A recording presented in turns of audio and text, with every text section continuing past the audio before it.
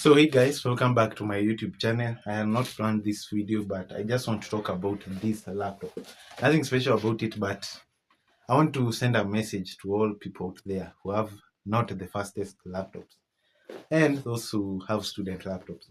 So this is a HP EliteBook 745G6, and I think it came out in 2019, which is not that very old, just a couple years. So I bought it refurbished, and it had a stamp here. I think it had 3 years warranty when it was new, but mine had only 6 months warranty because it is refurbished.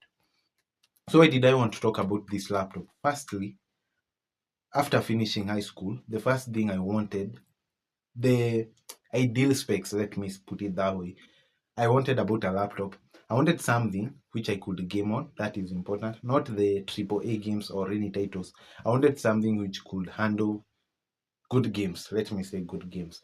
Secondly, I wanted something that I could be more productive on, especially on my YouTube videos. That means, editing, maybe building websites, all that productivity stuff, and something light to carry around. You see, just those small specs. But because I wasn't that much into, I loved computers and I've had other computers before. I didn't know the specs and how expensive what I wanted was. So this one has 16 GB of RAM, 256 GB SSD. It is a SATA SSD. It has a Ryzen 5 3500U processor, not the fastest processor. So who is this laptop for? One, student laptop, and it is for someone who is in business. By student laptop, I'm not talking about those people who do aviation, those people who do medicine. No, it is just a good laptop for storing your notes, typing and learning stuff on YouTube. And that is literally what I do. So I use it for reading books, these online books, digital books. I learn stuff on YouTube. So that aspect of student is good. Why I also put it in business is because you might, it has those apps which are used, I think, in business, those spreadsheets, Word, Pad, simply to do all those calculations, to make spreadsheets, all those involving files, let me put it that way. And it is light. The problem with gaming, it too is not a gaming laptop, which I didn't know. The first thought that came to me when I thought of the word gaming laptop, I only looked at the RAM and storage, just those two. 16 GB of RAM was enough. 256, it's a lot. It can handle some games, most games, but it was not the case because I installed, not necessarily a game, I installed CapCut, which is an editing software, and it performed very poorly. You know why?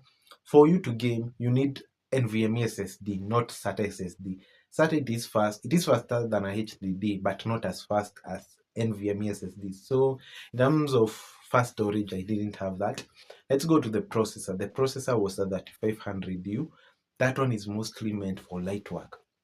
That means watching videos, browsing the web, all those stuff which is like that does not consume a lot of power.